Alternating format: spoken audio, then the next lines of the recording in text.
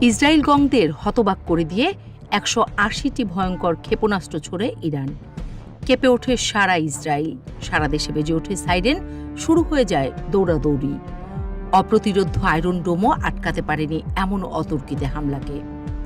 পরে দেখা যায় ইসরায়েলের ভূখণ্ড বিদীর্ণ করে যেন বিশ্রাম নিচ্ছে ইরানি মিসাইল। এ দৃশ্য দেখে তাণ্ডব বনে যায় বিশ্ববাসী। এমন দিন যে কখনো দেখেনি ইসরায়েল। এদিন নতুন এক ইরান হাজির হয় বিশ্ব মানচিত্রে, যে ইরানকে কেউ দেখেনি আগে।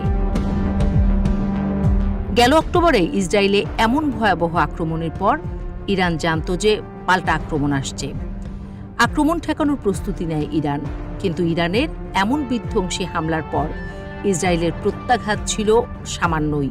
এতেও অবাক হয় সমরবিদরা, কারণ তারা অনুমান করেছিল ইরানকে ধুলোয় মিশিয়ে দেবে ইসরায়েল। বিশ্লেষকরা বলছেন ইসরায়েল গং আসলে লাগতে চায়নি খামেনিদের সাথে, কারণ দুনিয়ার সেরা গোয়েন্দাদের কাছে খবর আছে যে ইরানের হাতে চলে এসেছে সেই জাদুর ডিম, যে ডিম ফাটলে উড়ে যাবে নমরুদের দল। এবার গুঞ্জন উঠেছে ইসরায়েলে আবারও আগের চেয়ে ভয়ঙ্কর হামলা চালানোর প্রস্তুতি নিয়ে রেখেছে ইরান। শুধু একটা হুকুমের অপেক্ষা, আর দরকার একটা উপযুক্ত কারণ। তাই সময়ে সময়ে চালাচ্ছে মহড়া। গাজায় হঠাৎ ইসরায়েলি হামলায় সম্ভাব্য সেই কারণ খুঁজে পেয়েছে ইরান, কারণ ইয়েমেন আর গাজা থেকে শুরু হয়ে গেছে হাইপারসনিক হামলা। আর সবাই জানে হামাস ও হুথিরা ইরানের যেন পালক পুত্র। ইরানের কথার বাইরে এক পা নড়ে না তারাই আবার হাইপারসনিক ক্ষেপণাস্ত্র ছুটছে ইসরায়েলে, যেগুলো আবার ফাঁকি দিচ্ছে আয়রন ডোমকেও।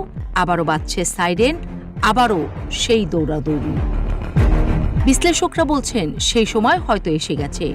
শুক্রবার শোনা গেল খামেনির হুঙ্কার। বললেন যুক্তরাষ্ট্রকে জানতে হবে ইরানের বিরুদ্ধে হুমকির ভাষা কাজে আসবে না।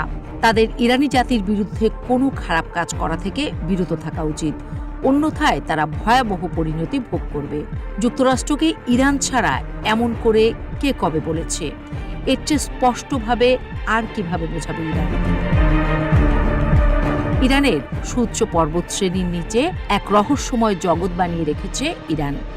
বলা হয় এসব স্থানে এত পরিমাণ অস্ত্রের মজুদ রেখেছে যে সেটা কেউ কল্পনাও করতে পারবে না। আন্তর্জাতিক পরমাণু শক্তি সংস্থা বলছে ইরান পারমাণবিক অস্ত্রের খুব কাছাকাছি। একথা গত কয়েক বছর ধরেই বলে আসছে তারা, যে ইরান মাত্র কয়েক মাসেই পারমাণবিক তৈরির সক্ষমতা রাখে। চারিদিকে শত বাধার মধ্যে বাস করা ইরান যে আর বসে নেই, সেটা স্বয়ং যুক্তরাষ্ট্রও জানে।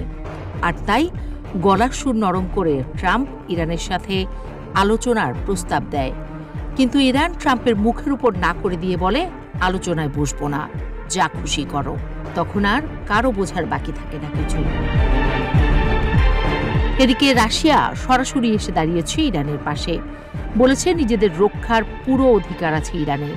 অর্থাৎ এখানেও ইঙ্গিত স্পষ্ট, চীন রাশিয়া এসে মহা সমারোহে মহড়া দিচ্ছে ইরানের সীমানায়। অর্থাৎ খেলা একেবারে জমে গেছে। বিশ্লেষকরা বলছেন খুব শীঘ্রই আবারও বাজতে যাচ্ছে বড্ড ভুতুড়ে সাইরেন।